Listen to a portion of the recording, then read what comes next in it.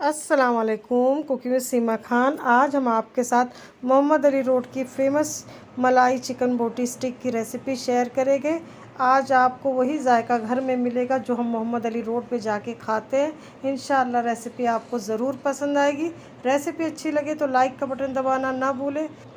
और जिन लोगों ने अभी तक मेरे चैनल को नहीं सब्सक्राइब किया, हर आसान सी रेसिपी जानने के लिए मेरे चैनल को सब्सक्राइब कर लिया। और जिन्होंने मेरे चैनल को सब्सक्राइब किया है उनका बहुत बहुत शुक्रिया। रेसिपी बनाना शुरू करते हैं।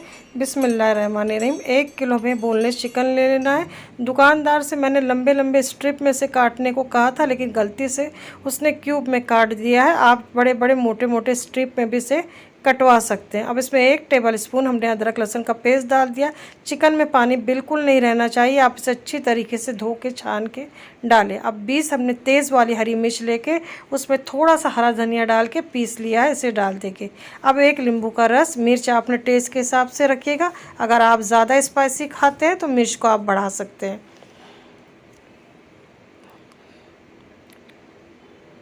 अब इसमें हमने 1 टीस्पून भर के सफ़ेद मिर्च पाउडर डाला है, वाइट पेपर पाउडर। अगर आपके पास वाइट पेपर पाउडर नहीं है तो आप half teaspoon black pepper powder का इस्तेमाल कर ले। और 1 टीस्पून भर के हमने घर का गरम मसाला पाउडर डाला है। हाफ़ टीस्पून इसमें हमने ज़ीरे का पाउडर डाल दिया है, भुने हुए ज़ीरे का पाउडर। अब 2 टीस्पून भर के इसमें हमने तंदूरी मसाला डाल देना है। किसी भी अच्छी ब्रांड का ले, हमने एवरेस्ट का लिया है। नमक डाल दें आप अपने जायके के मुताबिक। हमने 1.5 टीस्पून भर के नमक डाला है। हमने बाद में थोड़ा सा नमक और शामिल कर दिया था इसमें। अब इसमें दही डाल देंगे 2 टेबल स्पून भर के। दही में पानी बिल्कुल नहीं रहना चाहिए, इस बात का आप ख्याल रखिए।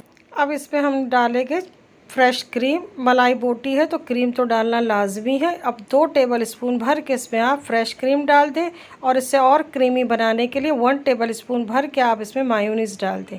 सबको बहुत अच्छे से हमें मिक्स कर लेना है।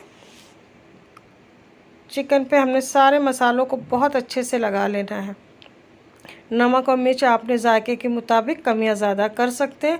अब इसे आप मैरिनेट होने के लिए रख दें। कम से कम इसे आप 2 घंटे के लिए ज़रूर मैरिनेट करें। अब 2 घंटे के बाद इसमें हमने 1 टेबल स्पून के करीब फ्रेश क्रीम और डाल दिया है, 2 अंडा डाल दिया है।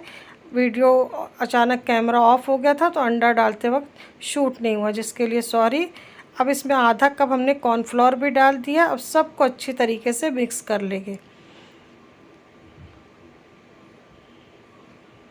अब इस तरीके से हमने सब चीज़ों को मिक्स करके इस तरीके की वुडन स्टिक ले लेंगे जो आसानी से मार्केट में मिलती है।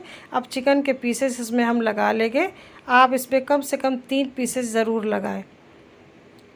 और मसालों को बहुत अच्छे से चिकन के ऊपर आप कोट करके रखिएगा। अब हमने सबको अच्छी तरीके से मिक्स कर लिया। इस तरीके से ब्रेड क्रम्स ले लेंगे। अब चिकन के एक स्टिक को हम उठाएंगे, थोड़ा सा ब्रेड क्रम्स नीचे की ट्रे में फैला के इसके ऊपर डाल के हाथों से इसे हमें दबा के प्रेस करना है। चिकन को हमने थोड़ा सा चपटा करना है ताकि फ्राई करते वक्त ये अच्छी तरीके से अंदर से कुक हो जाए। हाथों से हल्का हल्का प्रेस करके आप इसे इस तरीके से चपटा कर दें। और ब्रेड क्रम्स को हमें बहुत अच्छे से लगाना, क्योंकि ब्रेड क्रम्स हम जितने अच्छे से लगाएंगे उतने अच्छे ये क्रिस्पी फ्राई होके तैयार होंगे। अब इसी तरीके से हमने सबको तैयार करना है। एक स्टिक को हम दोबारा से आपको बताते, थोड़ा सा ब्रेड क्रम्स छिड़क दें, उसके ऊपर स्टिक रख दें और फिर उसके ऊपर से दोबारा से ब्रेड क्रम्स डाल के हाथों से हल्का हल्का प्रेस करके आप ब्रेड क्रम्स लगाते जाएं ताकि ब्रेड क्रम्स अच्छी तरीके से चिपक जाए। इसी तरीके से हमने सारे स्टिक को तैयार कर लिया है। अब गैस पे हमने ऑयल रख देना है गर्म होने के लिए। इस मलाई चिकन स्टिक बोटी को 2 तरीके से फ्राई किया जाता है। या तो आप इस तरीके से डायरेक्ट मेरी तरह फ्राई कर लें, या अंडे को दोबारा से हम 2 से 3 अंडा फेंट के उसमें थोड़ा सा नमक डाल के अंडे में डिप करके उसे अच्छी तरीके से फ्राई कर लें। इसे मीडियम हॉट ऑयल में हमें फ्राई करना है। लो फ्लेम पे इसे आप बिल्कुल फ्राई ना करें, नहीं तो ब्रेड क्रम्स बहुत सारा ऑयल पी लेंगे, इस बात का आप ख्याल रखिएगा। अब इसे हमने मीडियम टू हाई फ्लेम पे कलर आने तक अच्छी तरीके से फ्राई कर लिया है। माशाल्लाह बहुत प्यारा कलर आ चुका है।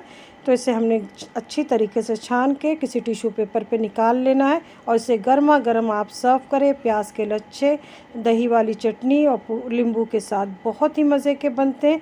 आप इसे खाली नींबू के साथ भी बहुत इंजॉय कर सकते हैं, बहुत ही मज़े के बनते हैं। इफ्तार में बनाएं या ईद की दावत पे इंशाअल्लाह घर वालों को ये रेसिपी ज़रूर पसंद आएगी। रेसिपी अच्छी लगी हो तो आप बहनों से रिक्वेस्ट है कि लाइक का बटन दबा दिया करें और चैनल को जिन्होंने अभी तक नहीं सब्सक्राइब किया है चैनल को सब्सक्राइब कर लें। ज़्यादा से ज़्यादा सपोर्ट करें, अपना प्यार बनाए रखें। जो भी पकाएं दिल से पकाएं, प्यार से घर वालों को खिलाएं। फिर मिलते हैं नई रेसिपी के साथ इंशाअल्लाह। अपना ख्याल रखिएगा, दुआओं में याद रखिएगा। अल्लाह हाफिज़।